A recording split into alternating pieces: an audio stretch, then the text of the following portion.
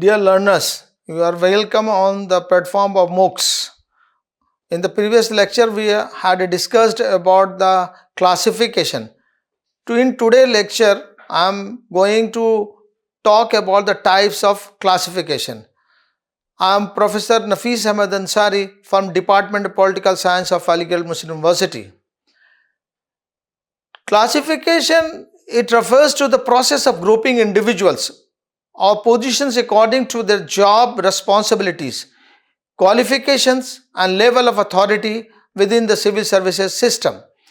This classification system serves as a foundation for the organization and management of the civil services, ensuring efficiency, transparency and accountability in delivering public services to the citizen. One of the main purpose of the classification in civil services is to ensure that individuals are placed to the position that match their skills, qualifications and experience. This helps in maximizing their productivity and effectiveness in carrying out their duties and responsibilities.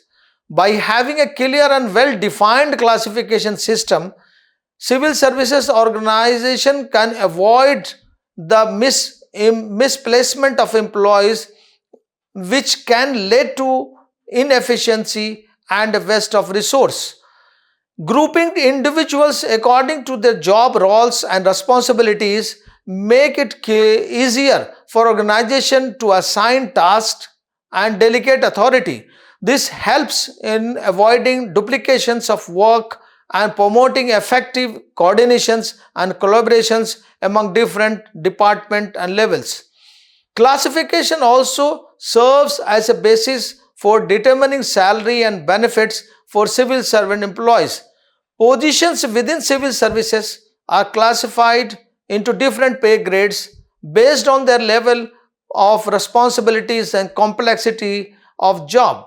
This ensures that employees are fairly compensated for their work and helps attract and retain talented individuals in the civil services. The classification concept is essential to civil services as it helps organize, manage and promote fairness and equity within the administrative system. It is a fundamental principle that ensures the efficiency and effective delivery of the public services to the citizens, making it an integral part of any well-functioning civil service. As far as the types of classification is concerned, there are two important types that is being accepted in the most part of the country. The first one is the position classification. A position is a set of current obligation and duties that have been allocated by a competent authority and necessitates on person's full-time or part-time work. It is described as a task comprising the responsibilities and duties delegated to an officer or employee by a competent authority. When it comes to the position classification, an individual's rank, pay and other factors are determined by the tasks and obligations associated with the job they do. In this case, the job's obligations and responsibilities are more significant than those of employee. According to Milton M. Mandel, by classification is meant the grouping of positions on the basis of similarity of duties and qualifications requirements. This opinion was also supported by the United Nations International Civil Services Advisory Board, which said that the general level of duties and responsibilities constitutes the only realistic basis for achieving a comparable classification of post. According to Glenn Stahl, a class is a group of positions sufficiently alike in respect to their duties, responsibilities to justify common treatment in various employment processes. A class specification is prepared for each class of position. Generally, it specifies the following. Number one, title of the class. Number 2, description of the duties and responsibilities. Number 3, examples of the work to be performed or typical tasks. Number 4, description of minimum qualifications. Number 5, scale of pay. And the last, lines of promotion.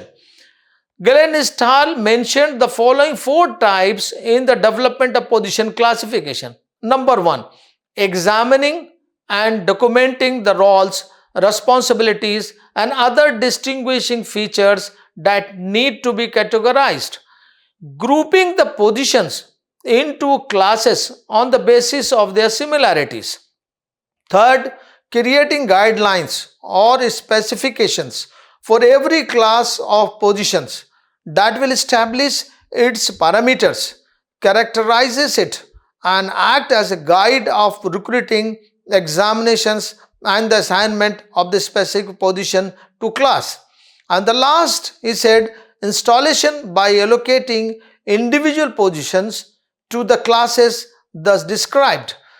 The advantage of the system of position classification we can identify are: it allows for a great level of specialization. It is therefore appropriate for specialized services like engineering, geology, and so on. It upholds the principle of equal pay for equal work. This is due to the fact that the employees in this system are paid according to the difficulty and responsibility of their job. Number 3, it facilitates the creation of scientific standards that can be used to organize several facets of personal administration, such as hiring, training, promoting, planning for manpower, and career development. Next is the merit is given greater weight than seniority. This is due to the fact that it fosters competitions throughout the civil services.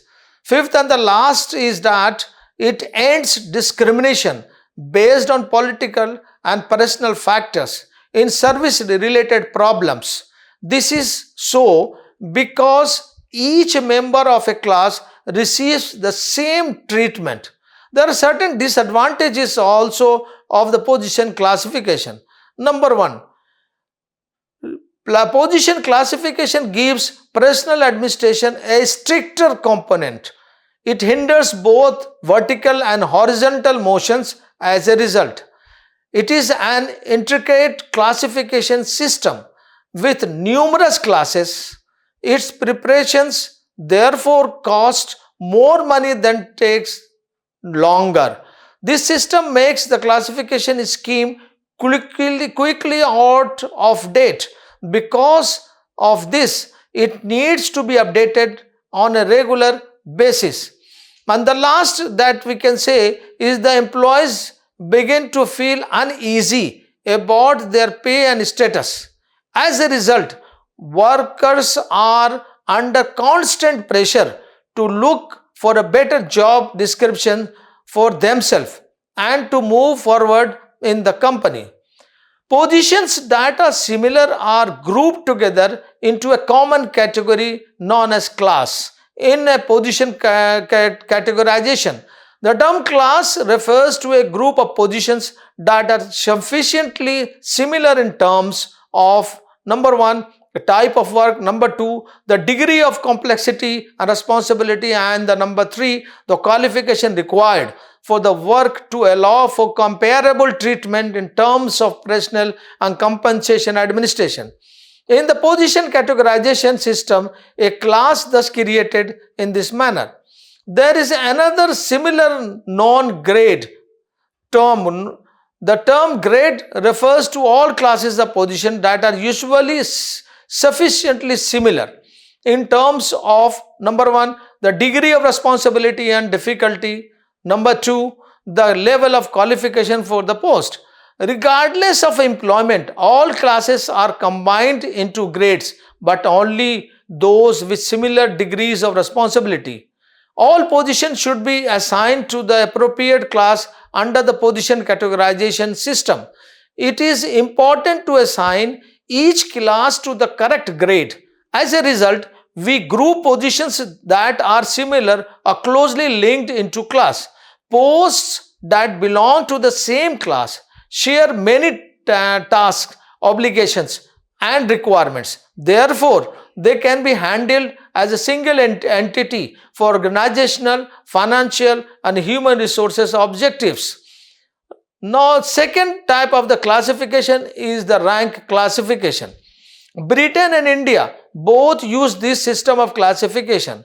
This is the conventional method wherein public employees are arranged in a hierarchical structure based on their rank, much like in the army. Under this system, the workers rather than the jobs are classified. Every worker is assigned to a specific class. As a result, rather than the position or post, the civil service is structured on the incumbent who belongs to a broadly defined group or service. An employee's status and pay are determined by this and by is determined by his or her standing within a group organization, not by their posting. Put another way, an employee's status and pay are decided based on the service he is allocated after being hired. For example, in Indian administrative services, member would receive the same pay and status regardless of where they are worked, in the central secretariat, in the state secretariat, or any other organization. The All India Services, IAS, IPS, and IFS are in reality the original instances of rank system, classification system. The advantages of the rank classification also we are going to consider here for informing about the rank classification. It gives personal administration a degree of flexibility. Transfers within a departments are therefore simple to complete. It is better suited for the civil services generalist cadre. This is due to the fact that it places greater focus on employees' generalist rather than their specialized traits. Third, this technique allows for a longer use of classification scheme. Thus, it is not required to revise the plan often. The fourth, because they are unaffected by posting and changes in the responsibilities of a post or a position, it gives employees greater confidence regarding their status and pay. And the last advantage is it emphasizes the career opportunities of civil servants and hence promote mobility in the services. There are certain disadvantages of the rank classification also. Number one, it violates the principles of equal pay for equal work. This is because employees in this system are paid regardless of the difficulty and responsibility of their job. It doesn't encourage civil officers to specialize too much. It is therefore inappropriate for specialized services. It is not helpful in the creation of objective scientific criteria, but may be used to organize several facets of people administration, such as hiring, advancement, training, manpower planning, and career development. As a result, it renders personal management as a whole subjective. Last demerit, we can say it is no detailed descriptions of the job. Therefore, the evaluation of the employee's performance may be subjective. Functional classification. Fifth Pay Commission 1994 to 1997 suggested replacing the current group system, class system, with a functional classification. Put another way, a functional based classification will take place of the current status based one. It also recommended repeal the distinctions between gazetted and non-gazetted officers. In the new proposed classification, the prevailing grades are to be reorganized into a 6 level. Number 1, top executive, the secretaries, special secretaries, additional secretaries, and equivalent. Second, senior executive, joint secretaries, DIGs, and equivalent. Executives, all others in group A, supervisory personnel, supporting personnel, and the last is auxiliary personnel. The primary criticism of the current categorization is that it is encourages class consciousness, which is detrimental for the civil services effective, is seamless and peaceful operations. The commissions noted, we have come to the firm conclusion that the existing classification serves no practical purpose. The current system need to be properly retired in order to truly embody a futuristic work of environment within the government. We value this idea that civil workers should all feel a sense of shared purpose in public service. Group A, B, C and D in the current system of the service classification can be eliminated with the proposed rearrangement of grades into levels. Advantages of the classification. Service classification is now seen as a functional rather than an organizational requirements. Its primary rationale system from the systematization of the services it supplies as well as the broad and deep support it extends to the management. Furthermore, a classification gives several accurate and realistic planning tools and serves as a significant control mechanism. Promote employees' motivations. The management can use the classification system to guide its operation in order to maintain staff motivation and offer the required incentives. By identifying work areas, differentiating employees based on the type of work they perform, and promoting workers who demonstrate potential for high-level responsibilities, a methodology designed classification scheme enabled management to recognize and reward the worthy staff members. Effective utilization of manpower and its planning. Finding competent individuals in each category enables an instant evaluation of the kind and the quantifying and the quantity of abilities present inside an organization. It facilitates the easy management of skills intakes in accordance with needs and development of the staff inventory. Proper division of work.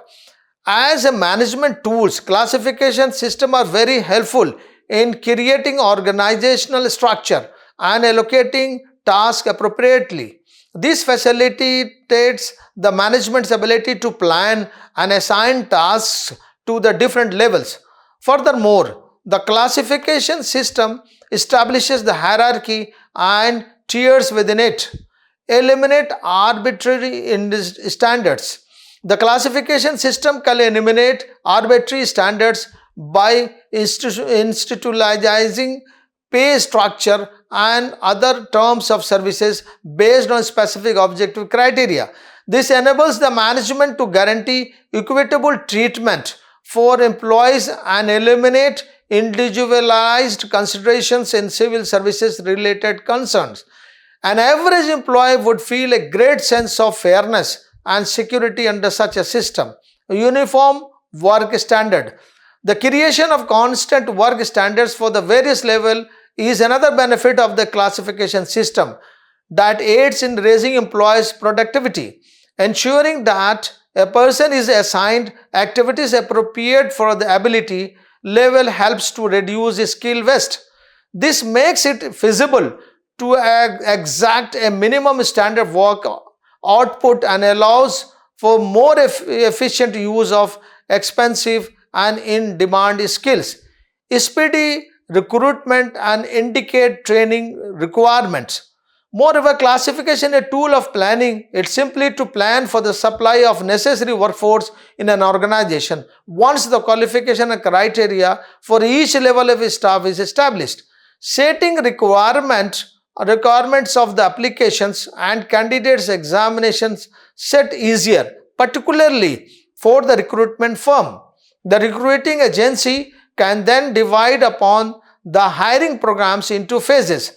Post job openings for a collection of related positions, plan the hiring timetable into time slots, and even come up with a quick hiring procedure in a crucial area.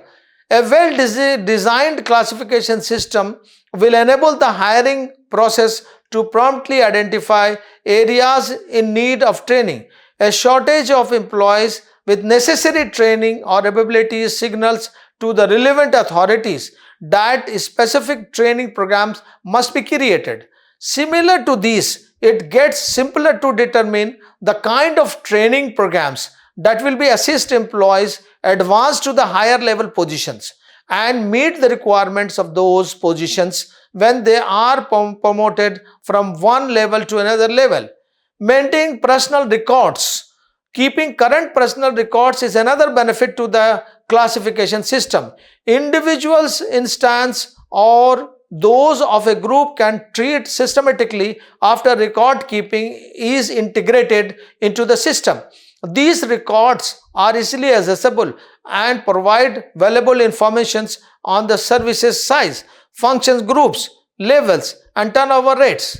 All these are helpful to management in addressing a variety of service related issues, researching patterns and trends in employment, and organizing a personal policies and initiatives.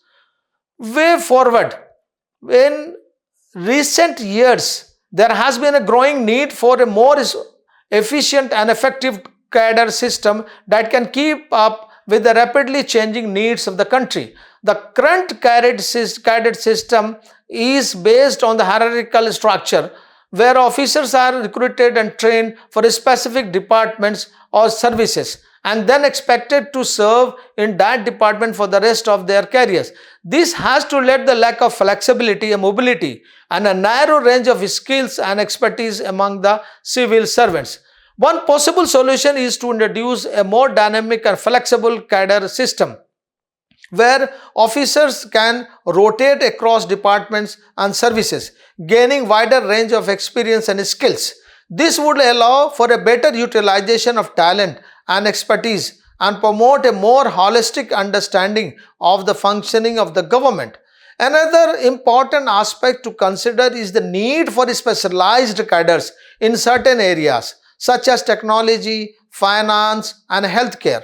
As India moves towards more digital and technological driven economy, there is a growing demand for civil servants who possess specialized skills in these areas. By creating a specialized cadres, the government can ensure that it has a pool of trained professionals who can effectively handle the challenges of a rapidly evolving economy.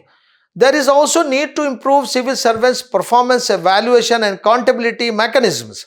The current system of annual performance appraisals has been deemed ineffective and bureaucratic, leading to a lack of motivation and accountability among civil servants. A more transparent and objective system of evaluation coupled with a reward and recognition system for high performance can incentivize civil servants to perform better, be more accountable for their actions. There is a pressing need for Indian government to reassess and reforms cadre system of civil servants. By introducing more flexible and dynamic system, creating a specialized cadre, revamping the recruitment and training process, and improving performance evaluations and accountability mechanism, the government can create more efficient and effective cadre of civil servants who are better equipped to handle the challenges of rapid developing nations. Only such reforms can cadre system truly serve as the backbone of Indian administrative machinery. Thank you. Thank you very much.